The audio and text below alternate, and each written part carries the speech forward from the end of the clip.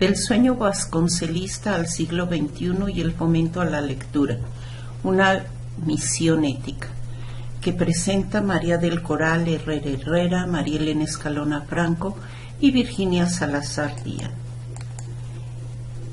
El año 2021 ha sido un año de celebraciones para los mexicanos, entre otras los 200 años de la consumación de la independencia y en especial para nosotros los docentes. Este 21 se cumplen los 100 años de la creación de la Secretaría de Educación Pública, institución que ha sobrevivido a la depredación del sistema neocapitalista de nuestros gobiernos federales. Por ello, nos permitimos hacer un pequeño recorrido al contexto del siglo XIX que nos consienta poner de nuevo en referencia el porqué de la creación de la SEP. Partimos regresando a este siglo y revisando el papel de la Iglesia Católica en la educación y la iniciativa surgida en 1857 sobre la necesidad de modificar esta circunstancia. La educación y el Estado tenían que ser compatibles, por ello fue necesaria una medida para disminuir el poder ideológico de la Iglesia. Al término de la independencia, uno de los quehaceres de sus ideólogos era contrarrestar y limitar el poder económico y la supremacía en la educación controlada por el clero, ya que era una educación privada y clasista que privilegiaba la educación religiosa, dejando a un lado el conocimiento práctico y científico. La enseñanza moral y familiar cercaba la posibilidad de entender las nuevas propuestas democráticas por las que se luchó en el siglo XIX. Así se inicia la pretensión del gobierno por tomar en sus manos la educación del país. Los constituyentes de 1857, como los de 1917, trataron de limitar la injerencia religiosa sin entrar en polémica con la idea de libertad de la Constitución, ya que desde el porfiriato existía una alianza de tolerancia y condescendencia en el manejo de la educación privada ejercida de manera más constante por órdenes religiosas, ya que a pesar de las renovaciones y propuestas de Manuel Baranda, seguía vigente una repulsión por la educación pública considerada popular y pobre, midiéndola con los mismos atavismos sociales de la época. En 1914, con la gesta revolucionaria, hay un marcado cambio dado la persecución a sacerdotes y el desorden en el país. En 1916, Carranza lanza la redacción final del artículo 3 constitucional, enseñanza libre, gratuita y laica, y un mayor control sobre las escuelas primarias, siendo esto rechazado por la sociedad católica al alegar que esa educación era atea. Se inician con ello las organizaciones civiles católicos que protestan por estos y otros temas, organizaciones que aún sobreviven en México. Carranza, firme en su decisión, clausura la Secretaría de Instrucción Pública y Bellas Artes, dando un paso definitivo a la creación a los nuevos trabajos para la apertura de la Secretaría de Educación Pública. Esta al mando de José Vasconcelos. Así se inicia una etapa de tolerancia a alumnos de religiones diferentes en este país poblado por variedad de razas y dando preeminencia a la educación en todos los ámbitos. Regresando a la SEP y a sus inicios, tenemos que partir como punto focal de su primer secretario, José Vasconcelos, y el plan que proponía para modificar la educación en México. Hablar de Vasconcelos no es perder de vista a un hombre con un claro proyecto. Hablemos meramente de uno de los intelectuales más polifacéticos de la historia de México reciente, desde 1882, año del nacimiento de Vasconcelos. Su vida se encontró sujeta a varias contingencias. Los viajes que emprende por el tipo de trabajo del padre, así como la educación católica de la madre y su estancia en varios lugares en México y Estados Unidos, que le permite no solo crecer en la educación y cultura, sino conocer los diferentes territorios de México que aún sufría por las guerras de independencia y por la dictadura.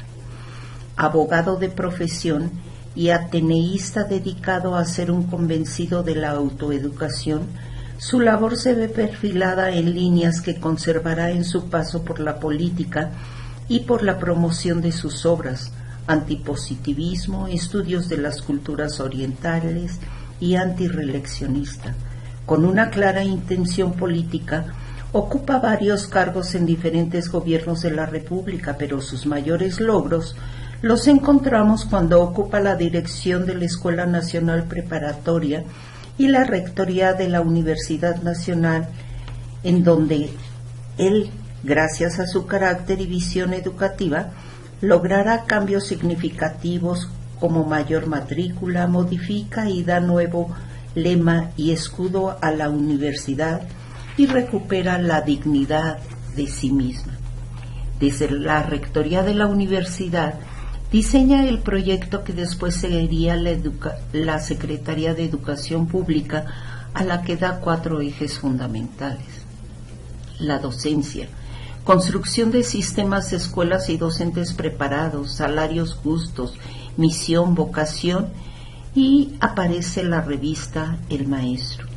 La lectura, alfabetización, creación de bibliotecas, ubicación de las mismas, lecturas dirigidas a sectores especiales, apoyo a las artes. Artes popular y masivo atrajo a los muralistas, a la música y a los literatos. Higiene y deporte, niños limpios aprenden mejor. La disciplina mejora el comportamiento. Vasconcelos fue un hombre de grandes proyectos. La creación de la SEP dio pie a otras instituciones, una de ellas la Secretaría de Cultura. Él afirmaba que la educación es el único camino a la equidad. Entre otros, este será uno de sus lemas. El segundo eje de su programa para la SEP en este 1921 tenía que ver directamente con la lectura, eje fundamental de su política. No podría ser de otra manera como lector ávido y concienzudo que fue, característica que comparte con otro gran personaje de la educación en nuestro país, Jesús Reyes Heroles, otro gran lector, y que es para transmitir ese gran amor a la lectura que se tiene al ser un gran lector, premisa que repetían ambos hombres. La promoción de la lectura para Vasconcelos fue fundamental, por ello la creación de bibliotecas y la alfabetización de todos los sectores y edades para dar línea al proyecto de educación. Una de sus frases era que si un pueblo no tiene que leer, más vale dejarlo analfabeta, enfatizando con ella una muestra de suma importancia que tiene la edición de libros y su difusión. Famosas fueron sus bibliotecas a lomo de burro, sus caravanas de alfabetización y una serie de acciones que tenían como objetivo que los alumnos universitarios sintieran la necesidad de enseñar a leer, para con ello fortalecer la idea del mexicano como un nuevo Prometeo. El término de revolución dejaba un país devastado, había que iniciar la reconstrucción de una nueva nación libre de las taras anterior, una educación laica y comunitaria que llegara a todos los rincones y ciudades de México, claro, basada en el fomento a la lectura, bastión vasconcelista que da una centuria. Ya han pasado 100 años y aún contamos con analfabetas y con índices bajos de lectura, entendiendo como analfabeta a el individuo mayor de 15 años que no sabe leer ni escribir. El índice ha bajado en estos 50 últimos años de 25.8 a 4.7, avance que puede interpretarse como mayúsculo, pero que en su interior esconde un engaño. Si bien Esta población ya puede medianamente interpretar signos y juntarlos hasta descifrar palabras que en su mayoría desconoce los significados de estas palabras, es decir, un analfabeto funcional. El programa de fomento a la lectura tiene más de 25 años instituido en la SEP, pero hasta hace poco más de 2 años se ha venido propiciando su incremento. Este programa trabaja de manera cercana con la UNAM, la UAM, el Fondo de Cultura Económica y tangencialmente con nuestra universidad. Los círculos de lectura no son necesarios dentro de la argumentación cotidiana de la vida en esta actualidad de violencia mercadotécnica y de salvajismo económico. El sistema liberal no avala ni está interesado por que el ciudadano lea y si es de interés que consuma bienes que fortalezcan su vasallaje inmediato.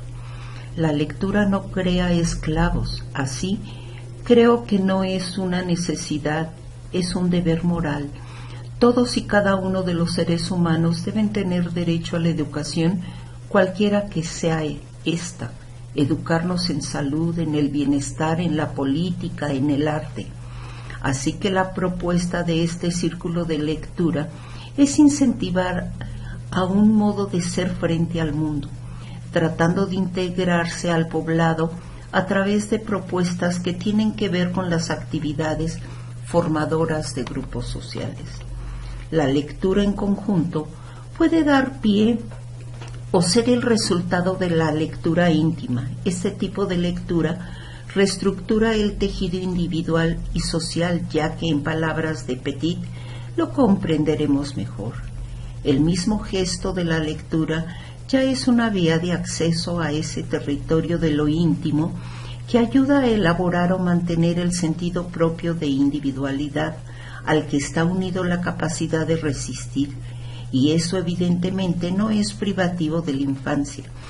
Podemos pensar, por ejemplo, en lo que han notado estos sociólogos que trabajan en el ámbito carcelario. La lectura permite a los reclusos, dentro de ciertos límites, la reconstrucción de un espacio privado, mientras que a la inversa la televisión podría marcar su imposibilidad absoluta. Pensar en la lectura siempre parte de la lectura personal o individual, ya que forma el gran horizonte de la lectura del entorno, de la cosmovisión. Vincularnos con el texto, con un autor, es vincularse con la historia de cada uno de nosotros. Leernos vuelve parte de la historia, de lo humano. Las palabras son los lazos que nos unen. No hay mayor tecnología inventada por los hombres que las letras, las palabras, el lenguaje.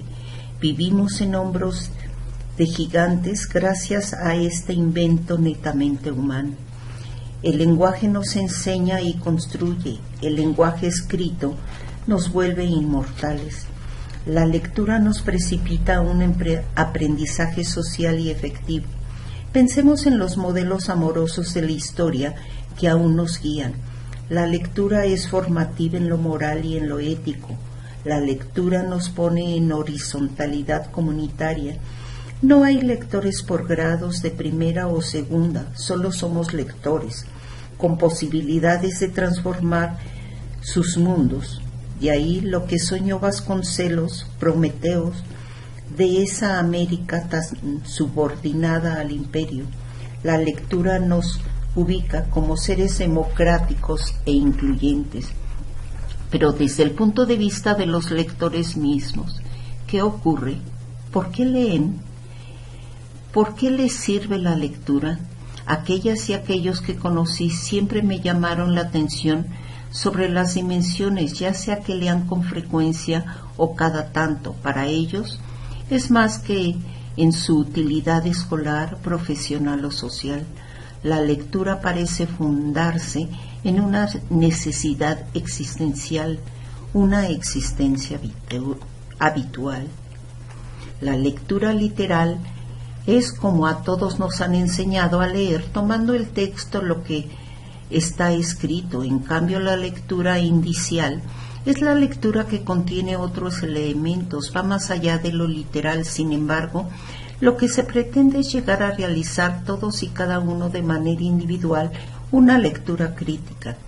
3 tipos de lectura, pero también 3 pisos de un proceso que debería ser completo y que sin embargo aparece por lo general en el curso social en sus estamentos, nítidamente diferenciados, más aún separados con tremendos antagonismos entre sí, distribuidos en la sociedad de manera muy clara, con valores que sólo muy parcialmente se incluyen en esta perspectiva social. La lectura literal aparece como patrimonio y como límite de aquellas capas sociales que toman los objetos de lectura sin trascenderlos, creyendo poder agotarlos en lo inmediato. La lectura crítica, en el otro extremo, parece reservada a capas sociales reducidas que hacen de la lectura una actividad trascendente, negándose teóricamente a agotarla o a considerarla agotada en lo inmediato. Sectores dotados de criterio, capaces de sentir que el objeto legible es un fin en sí mismo, o sea que posee una identidad frente a otros objetos sociales. Entre las dos y en medio de la lectura indicial se nos aparece como un momento técnicamente transitivo, en el sentido de que va más allá que la lectura literal, pero no se justifica, aunque pueda quedarse en esta etapa, sino darle lugar a la lectura crítica. Por el excesivo uso de la lectura utilitaria y la excesiva exposición a la publicidad, no todas las personas logran leer de manera indicial. Es importante para la mediación de la lectura abonar este tipo de lectura. Un lector indicial construye sentido, mientras que un lector crítico propone a partir del texto. El pensamiento propio nunca se encuentra aislado, siempre está vinculado con otras perspectivas, con otras miradas y muchas otras interpretaciones. En el fomento a la lectura y de muchas ocasiones se ha hablado del pensamiento complejo y términos así abstractos que solo teorizan la práctica del promotor de lectura. Especialistas por accidente que desconocen por completo el ámbito comunitario utilizan términos elegantes, pero que por dentro están vacíos y que desconocen su aplicación. El estar frente a las personas en el campo, en la sierra, en los barrios, en los centros de reclusión, en los orfanatos, en los hospicios, en lugares no controlados, en lugares espontáneos y en muchos otros espacios donde la palabra se vuelve lugar de encuentro, donde las miradas se cruzan en la magia literaria, donde las voces suenan como una misma melodía, donde las vidas en un instante se transforman. En ese aspecto del fomento literario que solo conocen los que hacen fomento a la lectura por amor a otros. Ciertamente la lectura literaria nos hace tener un pensamiento propio, ir apoderándonos de lo que sentimos y pensamos por medio del lenguaje, ver desde los horizontes de la palabra que otros han escrito para descifrar esos aspectos tan profundos que habitan en lo más hondo de nuestro ser y nos hace más humanos. Pero ese pensamiento propio que se gesta, que va configurando nuestra identidad tanto individual como colectiva, no se encuentra aislado, sino que tiene un referente siempre en el otro, ya sea un autor, un texto o un cómplice. En este pensamiento propio se va desarrollando nuestra docta ignorancia socrática, el saber que somos seres en construcción, que la literatura tiene un poder que otro tipo de textos no tiene, que nos permite ver y sentir en los zapatos del otro, sentir la indignación por una injusticia en cualquier lugar del mundo, por sentirnos parte de ese gran todo llamado humanidad. El pensamiento propio debería hacernos más humildes, más cercanos, más considerados hacia los demás, menos soberbios y más propositivos. Siento que cuando el pensamiento propio diluye esa sensibilidad, entonces no nos volvemos bribones, pero cuando ese pensamiento propio nos hace volver hacia los otros, teniendo otra mirada, entonces nos hace más humanos. El fomento a la lectura es una cuestión práctica, amorosa y subversiva. Poco tiene que ver con sofismas del pensamiento. Un promotor de lectura no se hace en cursos o talleres, se hace en un escenario mucho más sublime, se hace en el hermoso escenario de la vida misma. Por su atención, muchas gracias.